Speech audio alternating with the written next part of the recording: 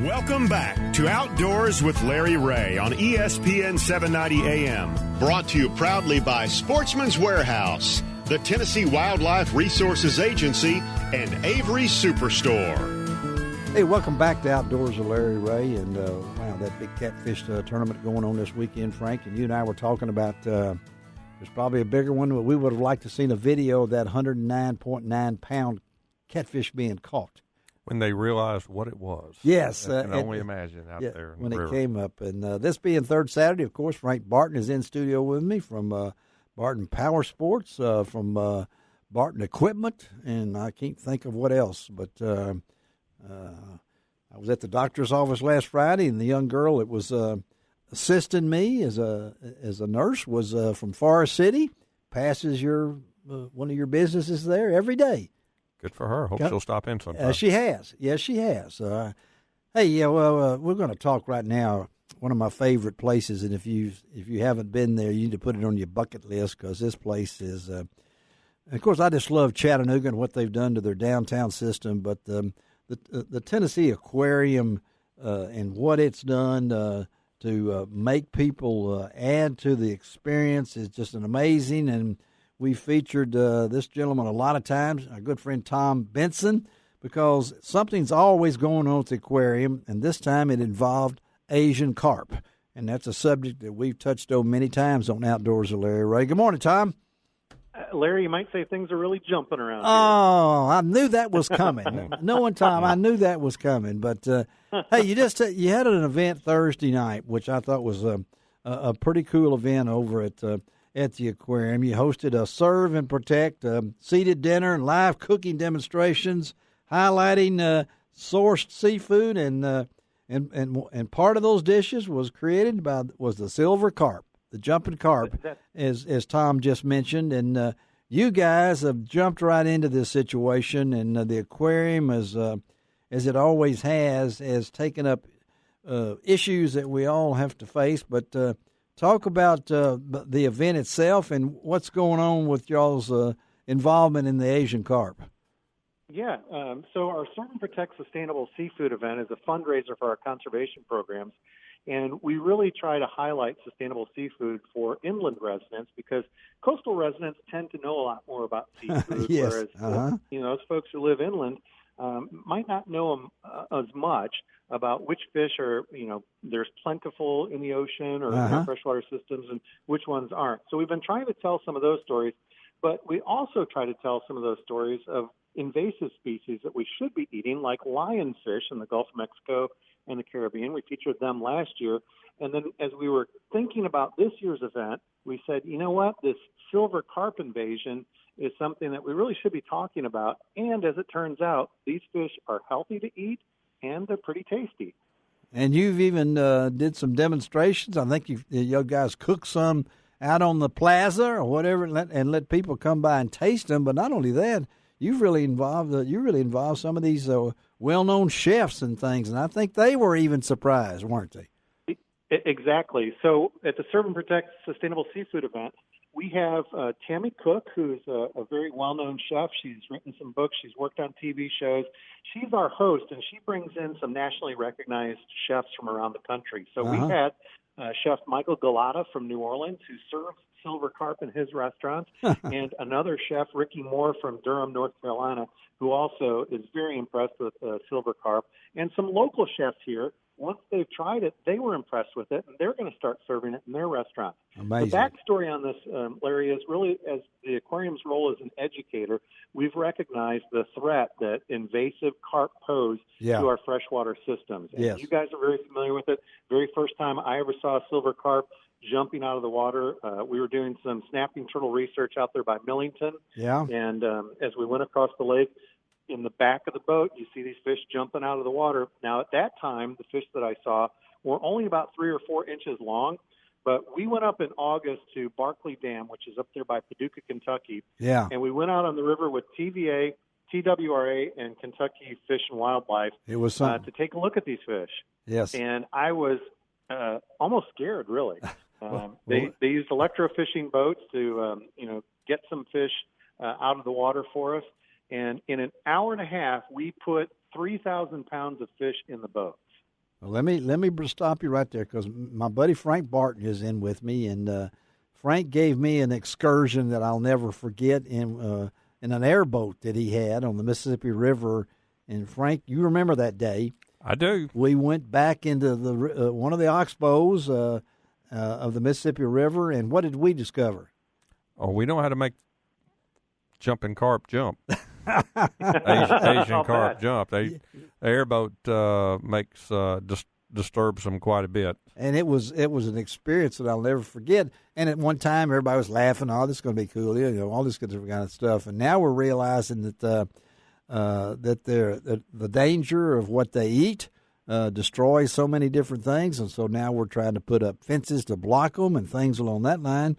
But one of the main things that they're trying to convince people is through commercial fishing that these fish taste good. Now, I was a little leery my first time, but I have to admit, if you hadn't told me that it was silver carp, I wouldn't have known it. And I know you've tasted it, so you know that too, don't you? Yeah, and it's what's amazing about it is it's a very white fish. I've heard it compared to cod. Yes, and honestly, the fish doesn't have a flavor. It really takes up the flavor of the seasonings or spices that you put in it.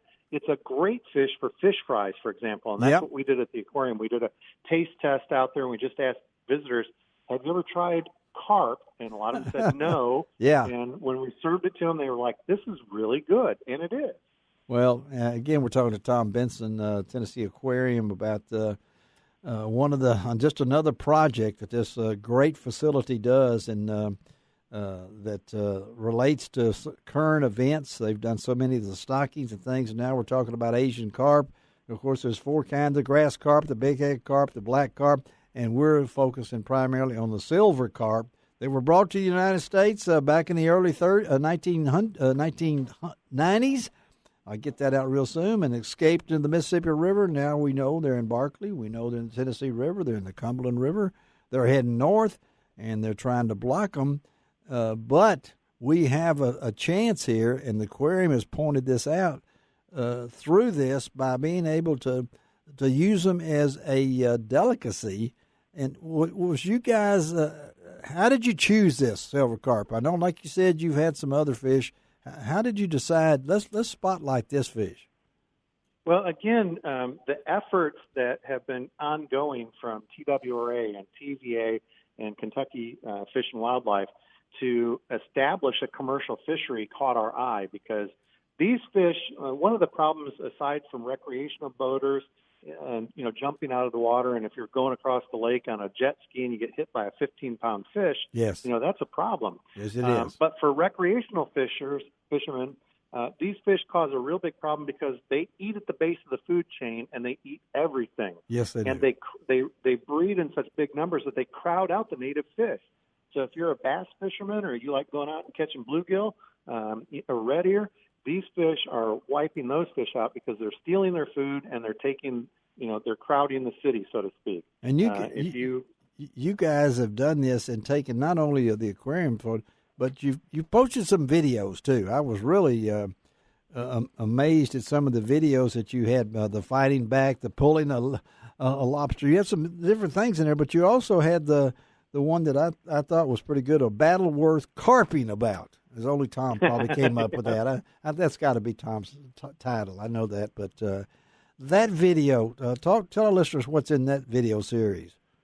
Yeah, so what we did was we produced a 3-part educational video series to let people know, A, what the situation is, how wildlife officials are dealing with it, and, C, to try to get people convinced that, this is a fish that maybe I want to try, because they're shipping these fish that are being caught in Kentucky and Tennessee to 11 different nations worldwide. And more restaurants here in the U.S. are finding out that, this is a very good fish, and it's a relatively cheap fish, so you're not spending the kind of price for fresh fish that some of the seafood counters are charging for, Atlantic salmon or things like that. It's a really fairly inexpensive fish. And you're supporting jobs right here in our area because these commercial fishermen are in Tennessee. They're in Kentucky. They're living right next. You probably know some of them. I do. And yes. These guys are benefiting from it. We visited Two Rivers Fisheries in Wickliffe, Kentucky. We also visited North American Caviar in Paris, Tennessee. Two of the places. North American Caviar. That's one of my places. Yeah, North American Caviar. So. And you know what's amazing is none of the fish goes to waste. So the fillets are shipped out as a food source. The heads are actually sent to New England for lobstermen to bait their traps with, and the rest of the fish is processed for organic fertilizer. Really? So, nothing goes to waste.